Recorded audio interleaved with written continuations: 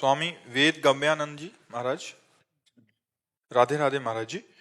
महाराज जी, राधा तत्व का क्या अर्थ है और उसे पाने का साधन? प्रेम, सांद्रानंद घन प्रेम मूर्ति किशोरी। लालजू की जो लादनी शक्ति है, जो आह्लाद है, आनंद है, वो जब रूप रखा तो श्री किशोरी जो है, लालजू ही किशोरी जो है। रसो यह परमानंद एक एव द्विधा सदा श्री राधा कृष्ण रूपाभ्याम तस्मै तस्मै नमो नमः। एक परमानंद रस स्वरूप जिसे वेद कहता है, रसो वैशा रसम हिरम लब्धा आनंदी भवतु। उस रस को यहाँ रसिकों ने देखा। रस ही की मूर्ति दो रसिक लाडली लाल, रस ही सो बिलसत रहे रस भरे नयन विशाल। श्री प्यारी जू और प्यारे जू के रूप में वही परमानंद में रस है। अब प्रेम पिपासु श्री लालजू महाराज हैं, श्याम घन, और प्रेम रस दाता श्री लाडली जो है। वो एक ही तत्व दो रूप में बन गया। जो राधा तत्व का ज्ञान प्राप्त करना चाहता है उसके लिए अनिवार्य है वृंदावन रज की सेवा, रजरानी में वास, और वृंदावन के रसिकों का संग और राधा नाम की निरंतर रटन, तब वो समझ सकता है। क्योंकि आगम निगम पुराण अगोचर ये तत्व है। सर्वत्र आपको भगवान की महिमा है। चारों संप्रदाय और भी जो महामहिम भगवत मार्ग हैं, हरि भगवान, इनकी भगवत्ता, जिन्हें कोई योगी जन परमात्मा कहते हैं, ज्ञानी जन ब्रह्म कहते हैं, भक्त जन भगवान कहते हैं। लेकिन ये महिमा कि श्यामाजू के चरणन की बलिहारी, जे हैं बसत किशोर लाल के प्राणन मध्य सदारी। हम श्री श्यामाजू के चरणों की बलिहारी जाते हैं जो लालजू के हृदय में रहते हैं, प्राणन मध्य सदारी। जब हमारी प्यारी जू वृंदावन नवनिभृत निकुंज में विहरण करती हैं तो वायु सेवा करती है, पुष्पों का पराग लेकर ऐसे गादी बिछा देती है। तो बिहरत कुसुम पराग लगत जब, इतने कोमल चरणारविंद है राधा किशोरी जू के कि प्रीतम के हृदय में वास करते हैं तो उनको पीड़ा होती है। क्या कि पराग कहीं प्यारी जू के श्री चरणों में चुभ न जाए। बिहरत कुसुम पराग लगत जब, तो पीत वसन लय झारत। घुटने पर बैठ जाते हैं ऐसे चरण रख करके, तलवे को झाड़ते हैं श्री जी के चरण तलवे को, कि कहीं कुसुम का जो पराग है वो प्यारी अति सुकुमारी लाडली पी किशोर सुकुमार, कहीं ये सुकुमार तत्व है राधा तत्व। बिहरत कुसुम पराग लगत जब, पीत वसन लय झारत, लुठत मयूर चंद्रिका तिंतर, अद्भुत छवि निहार। ऐसे चरणार विंद है क्योंकि चरणों से प्रेम धारा प्रवाहित होती है। सत प्रेम सिंधु मकरंद रसौग धारा, सारा नजस्त्रमभितास्त्रव दास्यतेषु।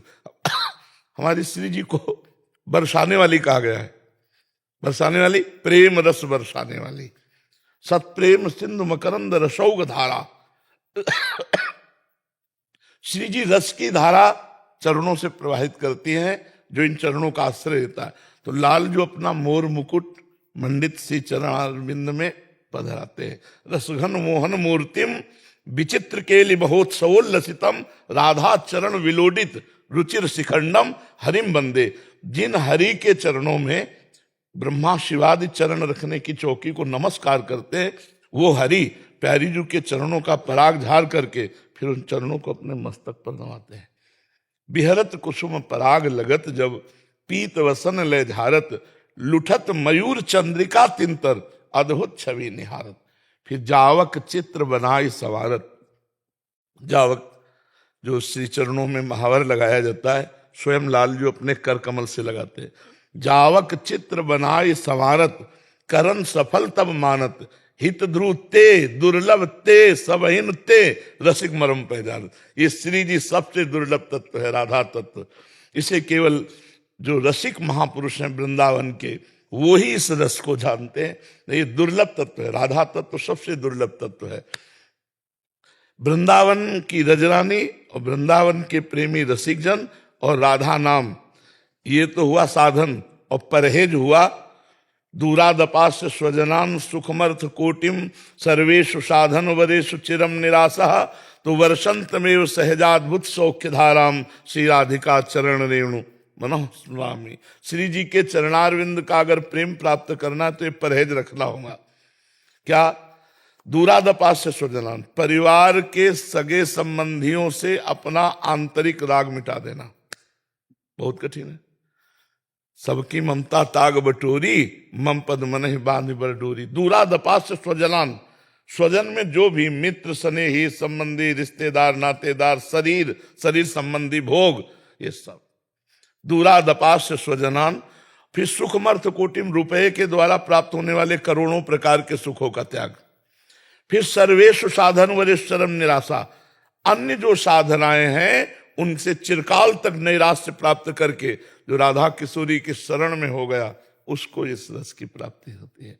बरसंत में सहजाद्भुत सौख्य धाराम श्री राधिका चरण रेणु मनुस्मरामी। श्री स्वामिनी जी के चरणों से अजस्र सुख की धारा बहती है। बस आश्रय, जैसे अपने लोग ब्रह्म ज्ञान के मार्ग में चलते थे, श्रीपाद प्रबोधानंद जी महाराज ब्रह्म ज्ञान के मार्ग में चलते थे। जब प्रभु की कृपा इस मार्ग में आए तो बहुत परिवर्तन करने में अपने लोग बौद्धिक स्तर के हैं, हमारी बुद्धि तर्क प्रधान है। तर्क प्रधान को श्रद्धा प्रदान करना बहुत कठिन होता है, क्योंकि उसकी कसौटी पे सब कसना चाहिए। तो हमारा सिद्धांत सर्वम खलमदम ब्रह्म ने नानास्ति किंचन। अब उसको जब यहाँ है, जब गुरुदेव भगवान रसिक महापुरुष मिले, फिर उनकी कृपा, हर प्रश्न का समाधान। और फिर जब कृपा होती है तो ये अपने साधन से, यह गुण साधन ते नहीं हुई, तुम्हारी कृपा पाओ कोई कोई। वो कृपा पात्र सर्वत्र से अपनापन हटाकर श्री जी के चरणों में जब आश्रय ले लेता है तो जो बड़े बड़े ब्रह्मा आदि योगिंद्रों मुनिंद्रों के लिए दुर्लभ रस है, वो एक साधारण जीव को मिल जाता है श्री जी के चरणों का आश्रय। ये लालजू के हृदय का गुप्त तत्व है। श्री कृष्ण सबके तत्व है, कोई ऐसा नहीं है त्रिभुवन में जो मुस्कुरा दे श्री कृष्ण वो होश में हो, वो बेहोश ही हो जाएगा। कोटि कोटि कामों के दर्प का दमन करने वाले श्री लालजू महाराज हैं। और जब लाडली जो मुस्कुरा देती हैं तो वेणु करान निपतिता स्खलितम शिखंडम भ्रष्टम च पीत वसनम ब्रज राजसूनो यस्याह कटाक्ष सर्पात विमूर्छितस्य ताम राधिकाम परिचरामि कदा रसेन। जिनका एक मुस्कुराहट के साथ कटाक्ष हुआ, तिरछी चितवन बंक बिलोकन, जिन्हें बांके बिहारी कहते, इनका मोर मुकुट गिरने लगा, बंसी भी गिरने लगी, पीतांबर भी गिरने लगा। बोले क्या हो रहा? बोले शायद मूर्छित होते जा रहे हैं। बोले हुआ क्या? बोले लाडली जी ने मुस्कुरा कर की तरफ देख दिया है। यस्या कटाक्ष सर्पात विमूर्छित ताम राधिकाम, जिनके नेत्र के कटाक्ष मात्र से त्रिभुवन को मोहित करने वाले मुनिमन मोहन, विश्वमन मोहन, मदन मोहन और यहां तक कि स्वमन मन मोहन, उनको मोहिनी प्रिया जी ने मोहित कर लिया। राधा तत्व जाके अधीन सदाई सांवरो, या ब्रज को सिरताज हमारे माई श्यामा जी को राज। अब पूरी सब बातें जो है वो चिंतन की हैं, जहां पर ब्रह्म परमात्मा सेवकाई कर रहा है। चापत चरण मोहन लाल, कुंवरी राधे पलंग पौड़ी, सुंदरी नौबाल, चापत चरण मोहन लाल। कबहू कर गई नैन लावत, कबहू छुआवत भाल, नंददास प्रभु छवि बिलोकत, प्रीति के प्रतिपाल, चापत चरण मोहन लाल। जहां प्रभु केश पास हाथ में लेकर सुलझाते हुए वेणी गूंथते हैं, महावर लगाते हैं, जहां सखियों की प्रणति होकर श्री स्वामिनी जी की परिचर्या की मांग करते हैं। ये वृंदावन है, महल है, यहाँ की महारानी जी है श्री राधा किशोरी। इनके रस की जब तक रसिक नहीं मिलेंगे तब तक इस तत्व का परिचय और आसक्ति होना बड़ा कठिन है। देखो, भगवान की भगवत्ता पर सबका आकर्षण हो सकता है, लेकिन माधुर्य पर आकर्षण होना नहीं। माधुर्य पर, भगवत्ता पर हमारे भगवान ऐसे, हमारे भगवान ऐसे, लेकिन उनका एक माधुर्य क्षेत्र है। जैसे जब किसी राजा के राज दरबार में उसका नक्शा देखते हैं तो कुछ और होता है, सेनापति मंत्री सब बिल्कुल अलर्ट, भ्रकुटी टेढ़ी होते ही। लेकिन वो जब महल पहुंचता है तो राज दरबार वाले एक को नहीं जानते कि महल में क्या है। जब महल में पहुंचता हो ये केवल पता चल जाए कि रानी मान में है तो उसके कदम आगे बढ़ना मुश्किल हो जाता है। वो चाहे जितना महावीर हो, चाहे जितना प्रतापी हो, जब वो महल में पहुंचता है, किसी दासी ने कह दिया कि महारानी जी तो मान में है, उनके कदम नहीं बढ़ते हैं। उस कैसे मनाऊं, कैसे? तो ये महल की बात तो कोई टहलनी ही जानती वहां की दासी। सभा में वाले तो कहे राजा, अरे मेरे महाराज जिधर इधारक जैसी तरिवंश प्रताप रूप गुण वय बल श्याम उजागर वेद जिसका नेति नेति कर। और जब वही महल में पग धारते हैं तो हम लोगों की ये महल उपासना, वृंदावन नित्य महल है। महारानी जो महाराज हमारे लाडली लाल जीवन धन है और उन्हीं को दुलार करते हैं। यहाँ भगवत्ता का प्रवेश नहीं, यहाँ प्रेम के खिलौना दो खेलत है प्रेम खेल, प्रेम तत्व का। और इसकी आराधना रसिकों के संग, रेमन रसिकन संग बिन रंच न उपजय प्रेम। तो इसलिए राधा नाम का निरंतर रटन, रसिकों का संग और वृंदावन रस का सेवन ये अनिवार्य है। इसके बिना हो ही नहीं सकता राधा प्रेम। महाराज जी बाहर से तो इसको पहचाना ही नहीं जा सकता। ज्ञान तो कौन राधा नाम जानता है आप बताओ? अगर कोई जानता है तो वृंदावन से ही जानता है। राधा किशोरी की महिमा तो ऐसे थोड़ी सब कोई, बहुत ही गुप्त वस्तु है ना, तर्क से भी नहीं समझा जाता। नहीं, बिल्कुल तर्क से तो भगवान को नहीं समझा। राम तर्क बुद्धि मन बानी मत हमारे या सुनो भवानी।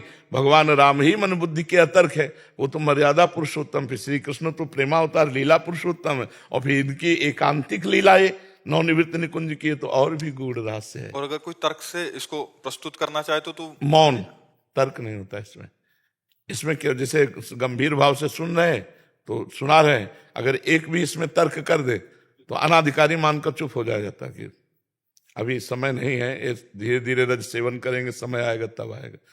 ये यहाँ ताते मौन रहना उचित है। अपने रस की बात बिना रसिक के ना करे, नहीं तो आपते जाए। ये जो रस है ना, आप अब जैसे प्यारे जू का जो दुलार प्यार है, अब वो कैसे संसार समझेगा? संसार में तो स्त्री पुरुष भावना बैठी है ना। वो पहले तो भगवत्ता के भाव में आवे, स्त्री पुरुष भावना जाए, फिर भगवत्ता से माधुर्य में आवे। पहले तो भगवत्ता में आवे और फिर माधुर्य में आवे कि ये भगवान है ऐसा भी भूल जाए, ये मेरे प्राण प्रीतम मेरे प्यारे हैं ऐसा आ जाए। ये बहुत कठिन बातें हैं जी, बहुत गुप्त है। तो मतलब तो अभी तो कहा गुप्त रीति आचरण प्रगट सब जग दिए। ये गुप्त रीति है, हरिवंश महाप्रभु प्रगट हुए प्रगट करने के लिए, वही रस रीति प्रगट की।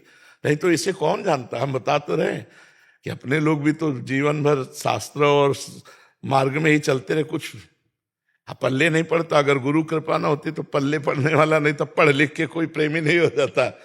पढ़ लिख के कोई प्रेमी नहीं हो जाता है, पढ़ लिख के कोई ब्रह्मबोध नहीं हो जाता है। गुरुजनों की कृपा से होता है। नाम आत्मा प्रवचने न लभ्या न मेधया न बहुना श्रुते न, कोई पढ़ लिख के नहीं, ये तो प्रेम है। तो महाराज जी जैसे अगर कोई इसकी अवहेलना करे या कोई मतलब अपने बुद्धि की तर्क से समझे तो अपराध है, बहुत बड़ा अपराध है, क्योंकि वो समझ नहीं पा रहा ज्ञान। हाँ, इसीलिए तो ऐसे लोगों से संभाषण करना, स्पर्श करना, देखना मना है और ये बातें करना मना है। ये वार्ता आप, ये तो आप संत हैं, प्रश्न कर रहे हैं और बहुत लोग वृंदावन के रस को सुन रहे हैं काफी समय तक। तो नहीं तो हम ये श्री जी की चर्चा नहीं करते। आप देखना, श्री जी की चर्चा ही नहीं करते, बस राधा नाम जपो, बस ऐसे कोई महिमा नहीं बताते, कोई चर्चा नहीं करते, क्योंकि ये गुप्त विषय है। हृदय में जब तक पवित्रता नहीं आएगी, ममता नहीं आएगी प्रभु के प्रति, तब तक कैसे समझोगे? अब जैसे यस्या कटाक्ष सर्पात विमूर्छित, श्री जी ने मुस्कुराकर बाकी चित्तों से देखा तो प्रभु मूर्छित। अब ये महाप्रेम का विषय है। अब स्त्री पुरुष भावना फिर सारा अपराध बन जाएगा। इसीलिए पहले बताया कि रस सिंधु प्रभु दो रूपों में खेल रहे हैं, वही श्री कृष्ण बने, वही श्री राधा बने। जो रस परमानंद में है वही इस प्रेम लीला हो रही है। देखो रास प्रसंग में जब गोपी जनों के मध्य रास में प्रभु भगवान शंकर जी को प्रवेश सुना तो वो भी गोपी बनकर प्रवेश हुए, शंकर जी के रूप में नहीं हुए। आप विचार करना, जो ब्रज का रास है, फिर ये तो नौ निवृत्त निकुंज का विलास है। जो वृंदावन का है तो नित्य रास नित्य विलास है इसमें तो। और जब भगवान शंकर वहां गोपीश्वर बनकर गए, भगवान शिव के रूप में नहीं गए, गोपी रूप में गए, तो भगवान श्री कृष्ण ने देखा है नई गोपी कौन आई, तो बोले अच्छा है त्रिलोचना गोपी आई है तीन नेत्र। तो गोपीश्वर की पदवी दी भगवान शंकर को, तब रास में प्रवेश हुए। कुमार जी ऐसा ज्ञात हो रहा है कि इसके आगे भी बहुत कुछ है, फिर वो जो वाणी का भी।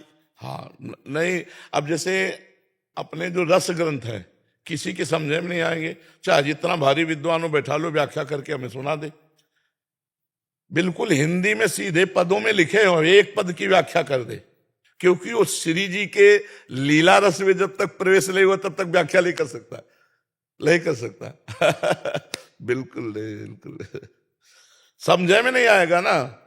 जिस देश की बात है उस देश में प्रवेश नहीं तो समझ कैसे आएगा, बिल्कुल नहीं समझ जा सकता। जो इसके उपासक हैं, जो उपासना में लग गए हैं, तो फिर तो बहुत धन्य है महाराज जी, वो तो मतलब। तभी तो ध्रुवदास जी कह रहे हैं कि सहज स्वभाव पर्यो नवल किशोरी जू को मृदुता दयालुता कृपालुता की राशि है, ने कहूं न रिस कहूं भूली हूं न होत सकी, रहत प्रसन्न सदा ही मुख हास्य है, ऐसी सुकुमारी प्यारे लाल जू की प्राण प्यारी, धन्य धन्य धन्य तेई जे इनके उपास्य है। वो धन्य है, धन्य है, धन्य है जो हमारी महारानी जी की उपासना प्राप्त कर ली, श्री जी की उपासना प्राप्त कर ली।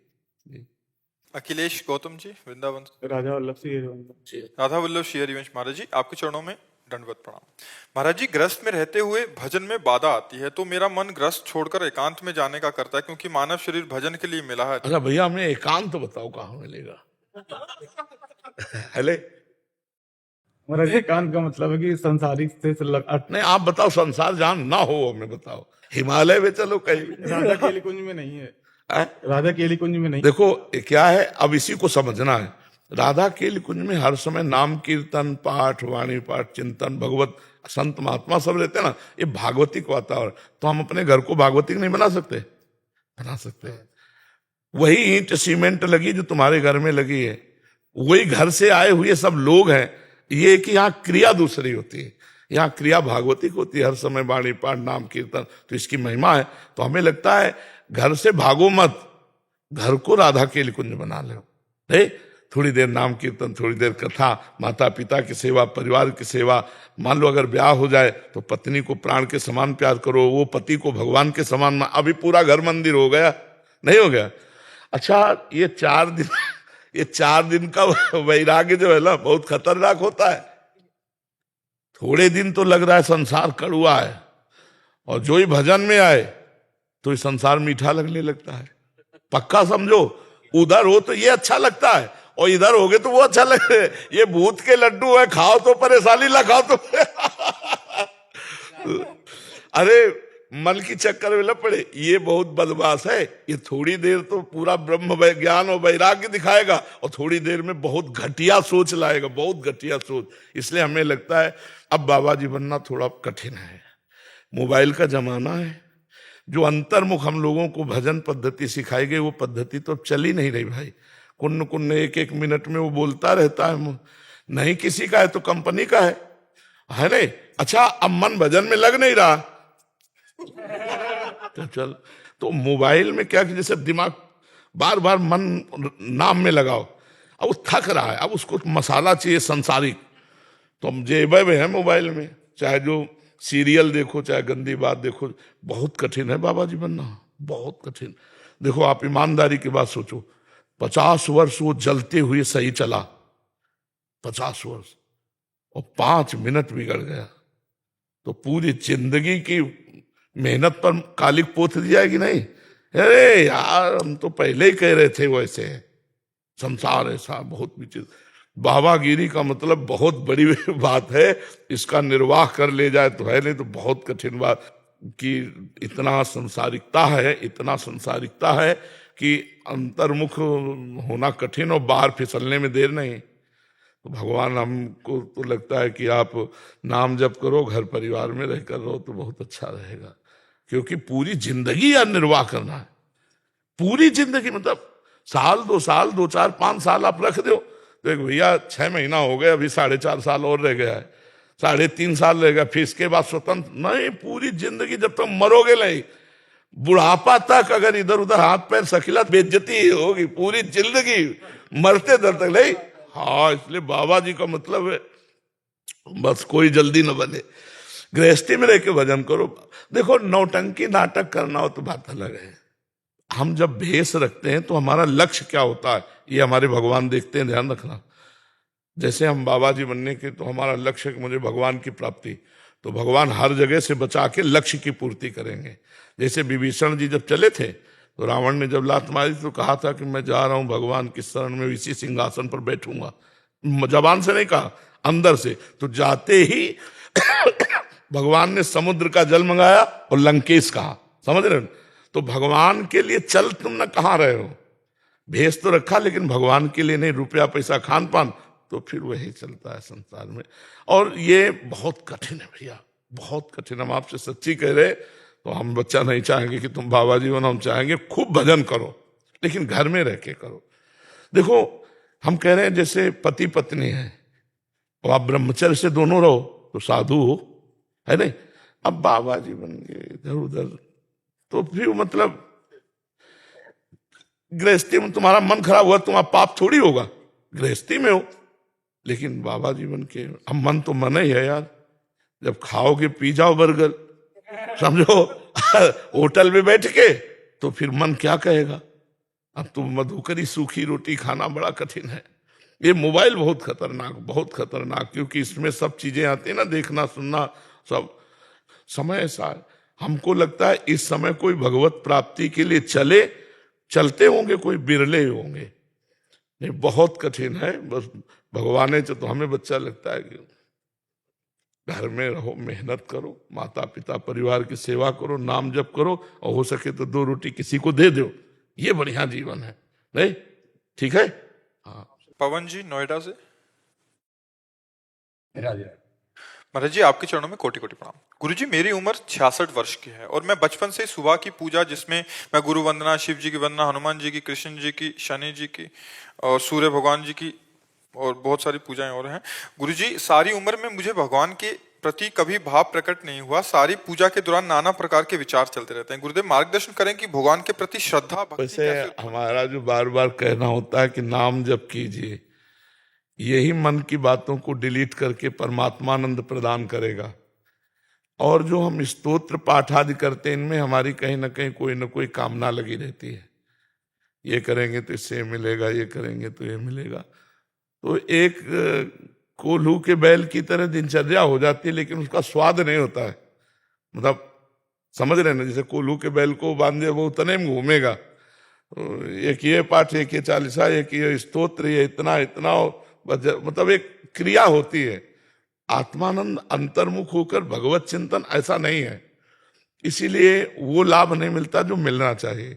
हम कहते हैं ये भी सब करो, कोई भी हो करो, अच्छा है, जितना समय भागवतिक जाए, लेकिन नाम चिंतन, नाम सुमिरन बिना हमारा विश्वास कहता है काम नहीं बनेगा। आप खुद देख लीजिए, अगर आप लिखो राधा,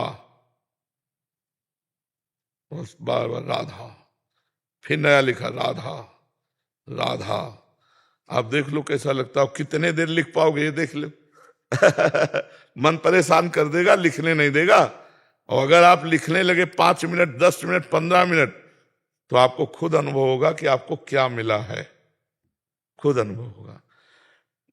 एक संत आए थे काशी से, तो उन्होंने कहा कि मुझे इतने वर्ष हो गए, काशी वास करता हूँ, गंगा स्नान करता हूँ, विश्वनाथ जी के दर्शन जाता हूँ, गुरु के पास बैठकर वेदांत पढ़ता हूँ, लेकिन शांति नहीं है।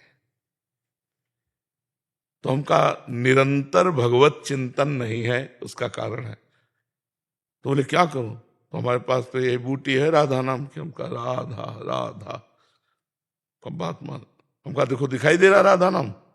हाँ, हमको बस ऐसे देखना। 2 महीना बाद काशी से आए तो साष्टांग दंडोत, बोले जिंदगी में जो समझ नहीं पाए वो हमारी समझ में आने लगा। वो मतलब काफी अवस्था के संत थे। तो ये बात समझो, हमारी जो हम चिल्ला चिल्ला के कहते हैं, ये भाई अष्टांग योग, सांख्य योग, कर्म योग, भक्ति योग, इन सब योगों में चल के ऐसे थोड़ी हम मतलब कि आपको राधा राधा गायत्री पुरस्कार अनुष्ठान, क्योंकि ब्राह्मण के घर जन्म हुआ था ना, तो यज्ञोपवीत संस्कार हुआ और जो नैष्ठिक ब्रह्मचर्य में आए तो गायत्री अनुष्ठान चले। गायत्री अनुष्ठान, बलिवैश्य देव, पित्त तर्पण, फिर महावाक्य, फिर संन्यास, जो अपने सनातन पद्धति है। तभी वृंदावन का रस महादेव जी ने दिया है। तो अब जब जो मिला तो पीछे से पाते चले आ रहे ना, अब लगा यार ये तो अमृत मिल गया, राधा नाम सब पाते चले आ रहे ना स्वाद लेके। अब बस राधा राधा राधा राधा राधा, हमारे हर प्रश्न का उत्तर राधा नाम है। हर प्रश्न का समझाएंगे, बाद में दवाई यही देंगे, राधा राधा राधा इसी से परमानंद की। तो आप भी कुछ समय निकालो, 10 मिनट 15 मिनट, जिसमें आप राधा नाम अंकित करो अपने ध्यान में। देखो दिखाई दे रहा है आपको राधा, और अंदर बोलो राधा, और कान से सुनो राधा, और 10-15 मिनट ये साधन करो चुपचाप बैठ के, सोफा में, कुर्सी में, किसी में भी। फिर आप हमें बताना, धीरे धीरे समय बढ़ाते चले जाओ, फिर बताना कैसा आनंद मिलता है। महाराज जी, प्रतिमा भी राधा जी की? असल बात, आज तक कोई रुपए नहीं है कि हम तुम्हें बताए। जैसे श्याम सुंदर की श्यामता चिदानंद है, तो जितनी श्यामता वो सब प्राकृतिक है। बोले नवीन मेघ जलधर के समान। तो अब क्या मेघ को देख लिया तो श्याम सुंदर को देख लिया, मूर्छित हो जाओगे श्याम सुंदर को देख लोगे तो। केकी कंठाव नीलम, मोर के कंठ की तरह नील भगवान का, तो क्या मोर कंठ देख लिया तो श्री कृष्ण के या श्री राम के रूप को देख लिया? वो स्याही नहीं पैदा हुई। जो गौरांगी प्रियाजू का रूप है वो गौरम्या उतार सके। अच्छा देखो, प्रियाजू के रूप का वर्णन होता है, पीता ऋणक्षयमनंत तडिल्लता भाम। बोले पीत और अरुणिमा लिए हुए अनंत बिजलियों की सी कांति जैसी गोरी। अनंत बिजलियों को छोड़ो, एक बादल में जो बिजली चमकती उसको कागज में उतार के दिखाओ, वैसे ही कांति जैसी वो चमकी, ऐसी है कोई स्याही कि बिजली की चमक ला दे। आकृति बना के तुम्हें केवल निमित्त मात्र बना दे कि ये बादल है, ये बिजली है, लेकिन बिजली को यथावत उतार दे, प्राकृतिक बिजली है। फिर श्री जी तो चिदानंद में ही है, तो राधा नाम उतार देगा। राधा राधा राधा, तो वहीं तुम देखोगे झलकने लगेंगी महारानी जी। आप नाम जब देखी रूप नाम आधीना, नाम जितना जपोगे उतने रूप प्रकाशित हो जाएगा। जब सर्वत्र भगवान है तो हर छवि में भगवान है, इस भाव से हम मानते हैं, लेकिन भगवान का जो स्वरूप है वो सबसे परे है। वो परिचय नाम बताएगा, वो परिचय नाम बताएगा। समझ रहे ना? हाँ। महाराज जी एक बार बोल दीजिए, आप मेरे साथ हैं हमारे में। हम सबके साथ हैं भाई सब हमारे हैं, सर्वे भवन्तु, सब हमारे हैं, सबके हो। कृष्ण यदि जाप करूं, राधा कृष्ण जाप करो। हम तो कहते राम कृष्ण हरि दुर्गा राधा शिव, जो चाहो जाप करो। हमारे लिए हमें पता है कि एक ही प्रीतम बहुत रूपों में है, लेकिन जब हमसे पूछोगे कि आपको क्या पसंद है, जैसे किसी को है ना, तो हम तो कहेंगे राधा राधा राधा राधा। आप जो चाहो जपो, हमारे ही प्रभु है। लेकिन जब आप पूछोगे कि आप बताओ हम क्या जपे, तो हम कहेंगे राधा राधा राधा। डॉक्टर प्रहलाद सोनी जी, नाथ द्वारा। राधा। महाराज जी आपके चरणों में कोटि कोटि प्रणाम। महाराज जी, भगवान श्री राम जी ने कहा है, गो गोचर जहां लगी मन जाई, सो सब माया जान हूं भाई।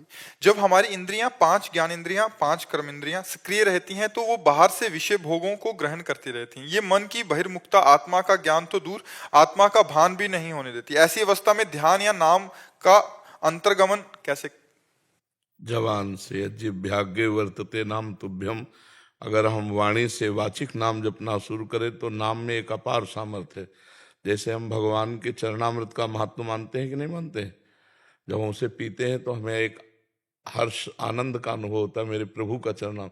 जब हम राधा राधा राधा राधा बोलते हैं तो यहाँ रस निकलता है। ये रस जब अंदर जाता है तो मन की मलिनता को नाश करता है, मन शांत होने लगता है। जैसे जैसे मन और इंद्रियां शांत होती हैं, वैसे वैसे गो गोचर जहाँ लघु मन जाई, जहाँ माया शब्द है वही मायापति दिखाई देने लगते हैं। जहां इंद्रियां, जहां तक मन जाए, केवल मैं ही मैं हूं। जब सृष्टि नहीं थी तब मैं था, जब सृष्टि नहीं रहेगी तो मैं रहूंगा। तो मध्य में जो भी भास रहा है सब मैं ही मैं हूं। दोनों बातों को समझना होगा ना। एक है कि जहां लग दृष्टि जाए इंद्रियां जाए सब माया। माया माने जो देख रहे हैं वो है नहीं, जो है वो देख नहीं रहे। सीधी बात, जो देख रहे हैं वो है नहीं और जो है उसे देख नहीं रहे।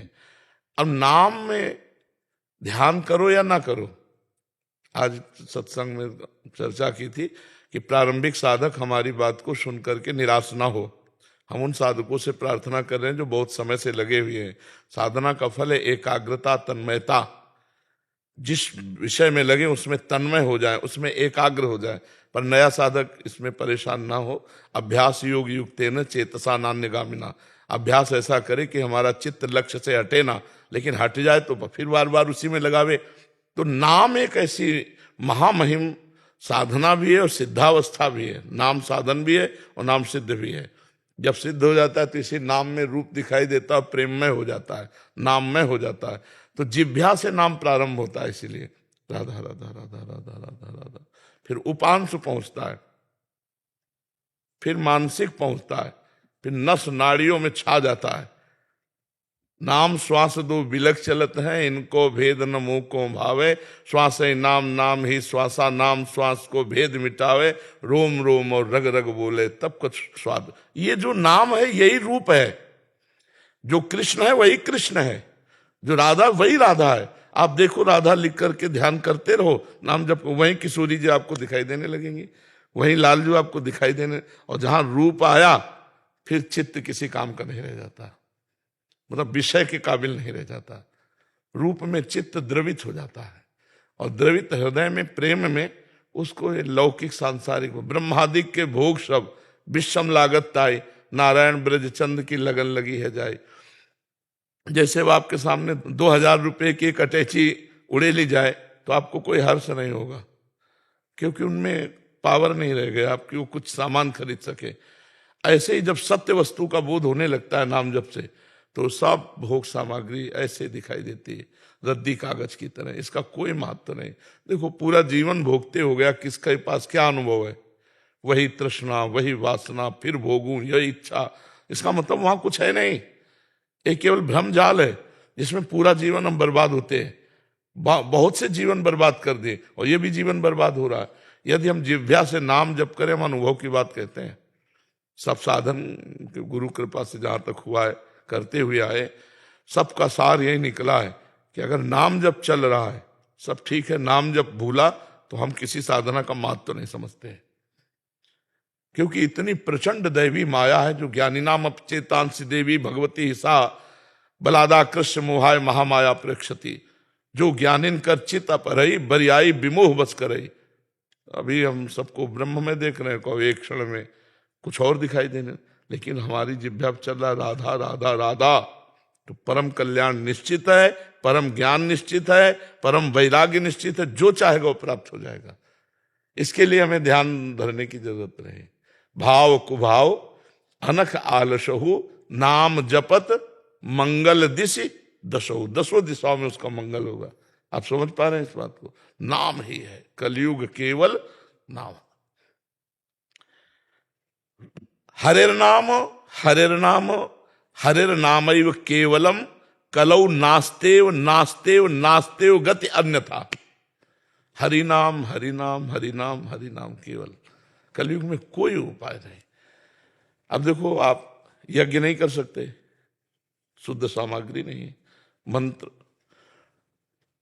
का ज्ञान रखने वाले, त्रिकाल संध्या करने वाले होंगे कहीं, ऐसे मिलना वेदज्ञ। बहुत सी ऐसी साधनाएं हैं जो अब नहीं हो सकती कलयुग में। खान पान सब अशुद्ध होता चला जा रहा है। हम बुद्धि को एकाग्रता पूर्वक परमात्मा में लगा सके ऐसी स्थिति नहीं रह गई। इतना व्यभिचार बढ़ गया, इतनी गंदगी बढ़ गई कि हमारे मन देख देख के गंदे हो रहे हैं।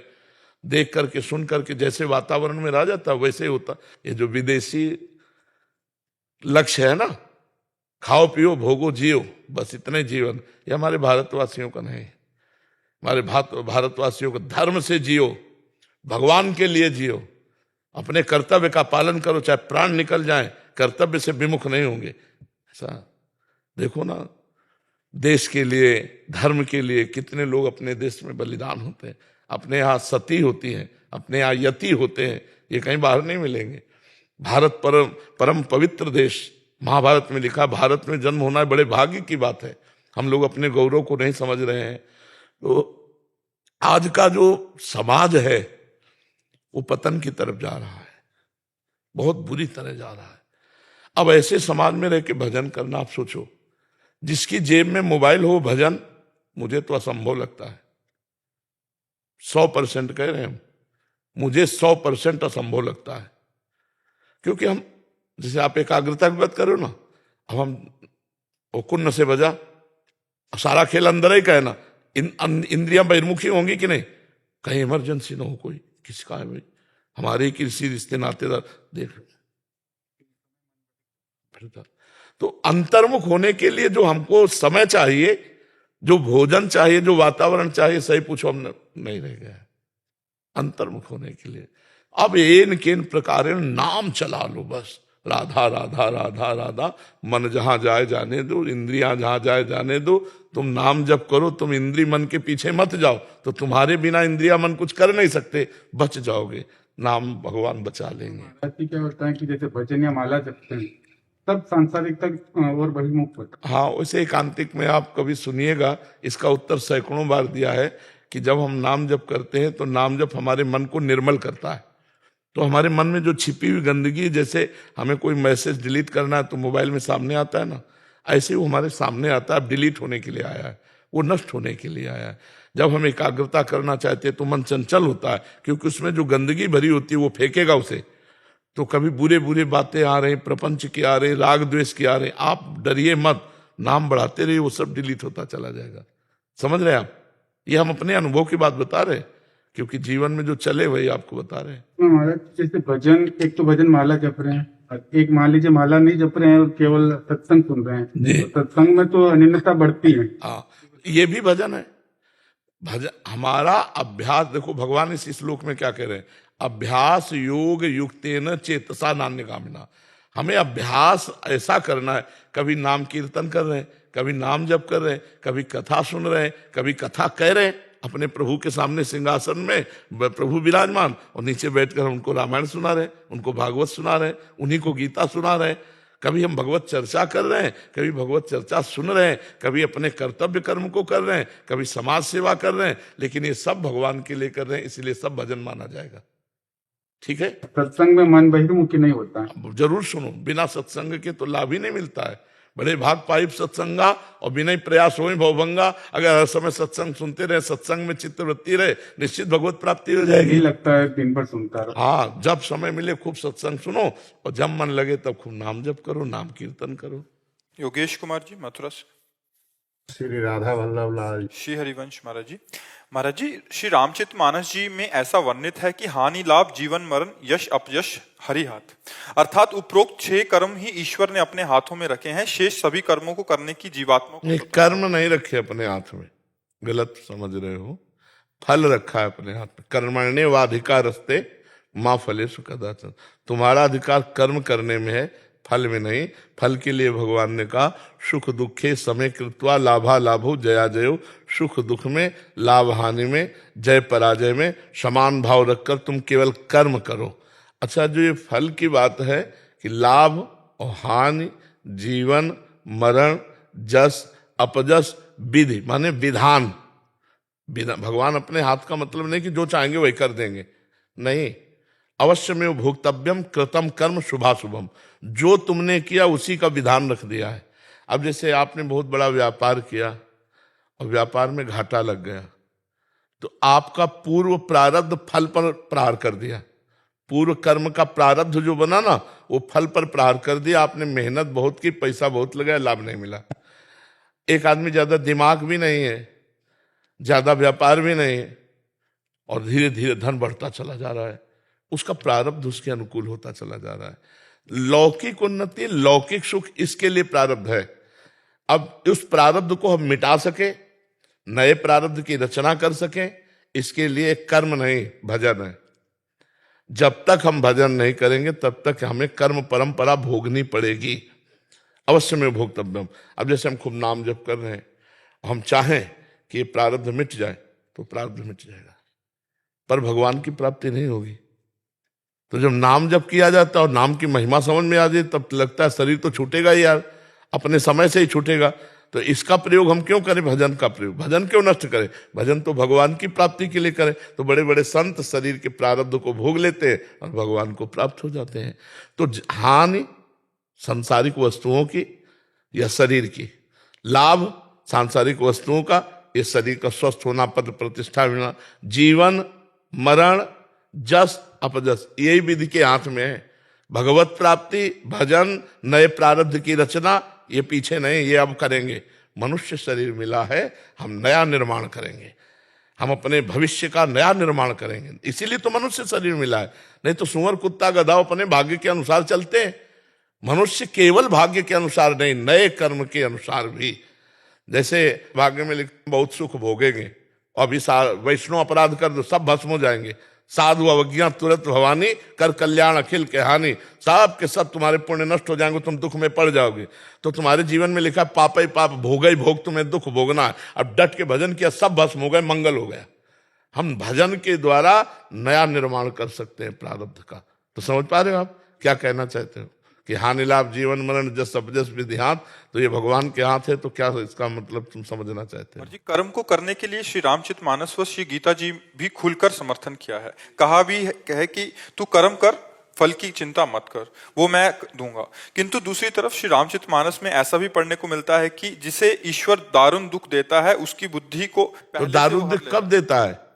तिनकर काल रूप में भ्राता। रामचरितमानस में जो भगवान की आज्ञा का उल्लंघन करके मनमानी आचरण करते हैं, पापाचरण करते हैं, जब उनके पाप का परिणाम आता है तो बुरी दशा आने के पहले बुद्धि बदली जाती है ना। जिनका विधना दारुण दुख दीन, उनके मत पहले हरिलीन कहो, क्योंकि उनको भोग भोगाना है। जैसी लिखी भवतव्यता तैसी होए सहाय, आप ना आवे ताई पे ताई तहां ले जाए।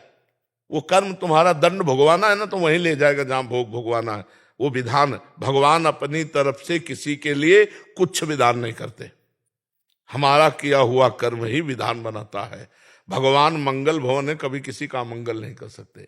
भगवान को दूध पिलाने के लिए गई पूतना जहर लगाकर मार डालने के लिए, तो उसे वो गति दी जो यशोदा मैया को गति दी। तो भगवान हमको दुख क्यों देंगे? हमारी दुश्मनी है क्या भगवान से?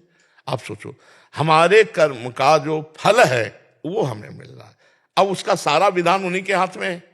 तो वैसे ही काल को प्रेरित करते हैं, मृत्यु को प्रेरित करते हैं। वैसे एक माई बहुत तपस्विनी थी, गौतमी नाम था उनका, तो उनके पुत्र को सांप ने काट खाया, अकेला पुत्र था।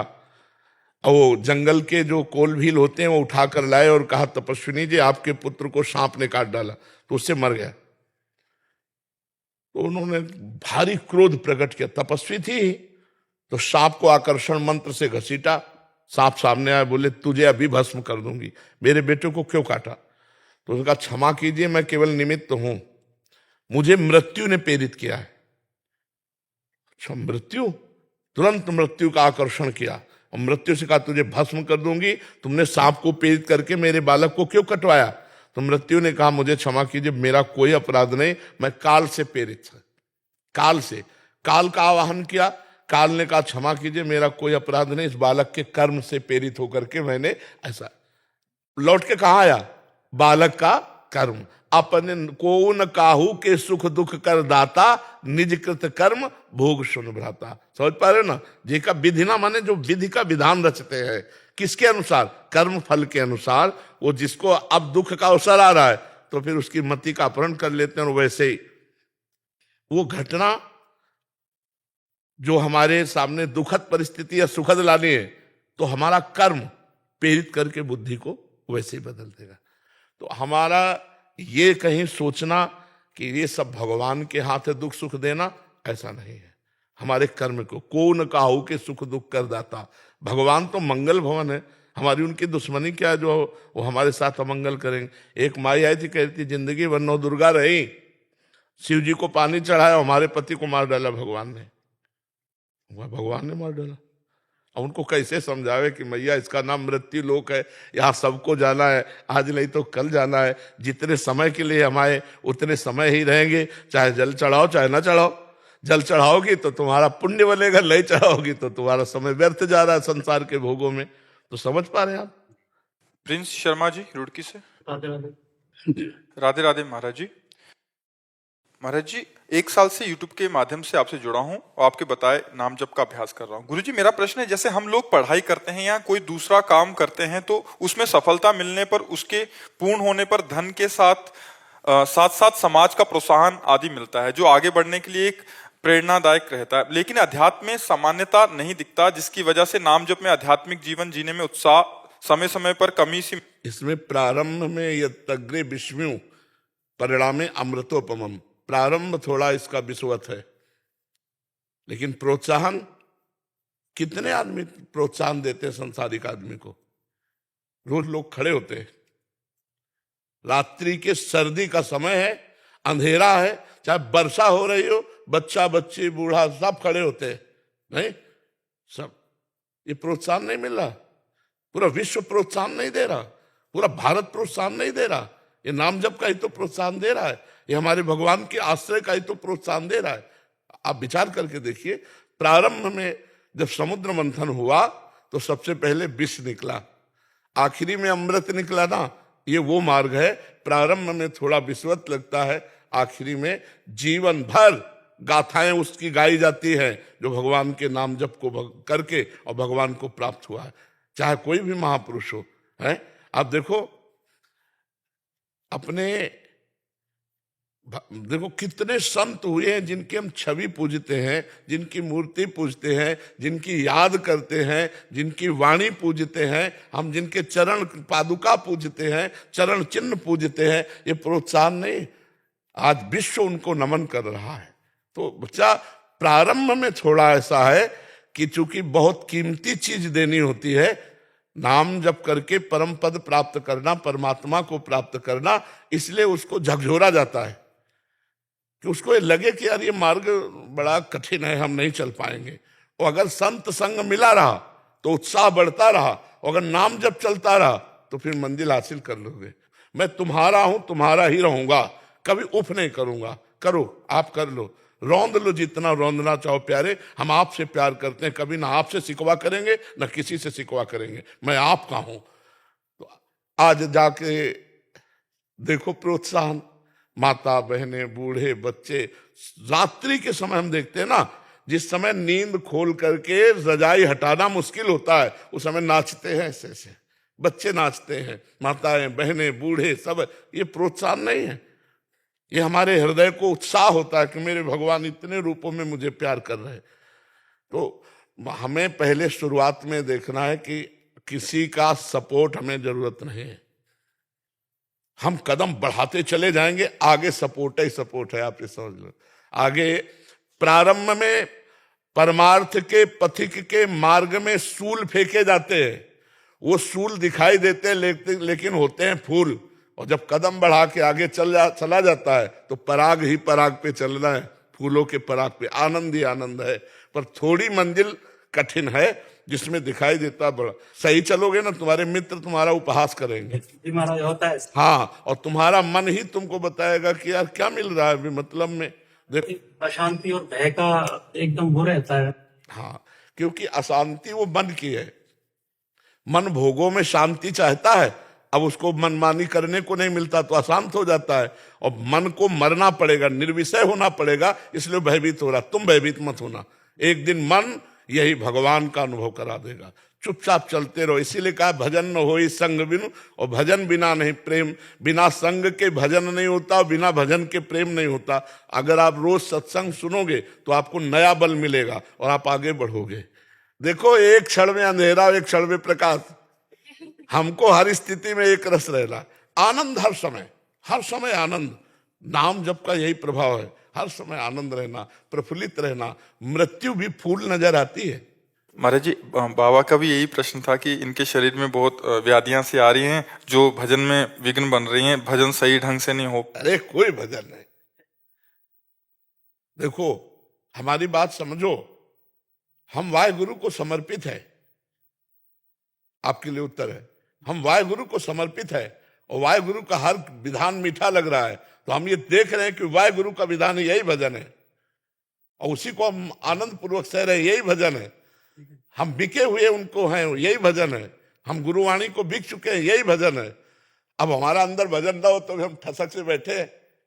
जैसे राजकुमार को बिना किसी प्रयास के राजा पद निश्चित मिल जाता है, ऐसे ही वाहे गुरु को जो समर्पित है वो वाहे गुरु को ही प्राप्त होता है। भजन ना होने पर भी एक ठसक हो कि मैं वाहे गुरु का हूं, बस वाहे गुरु को प्राप्त हो जाए।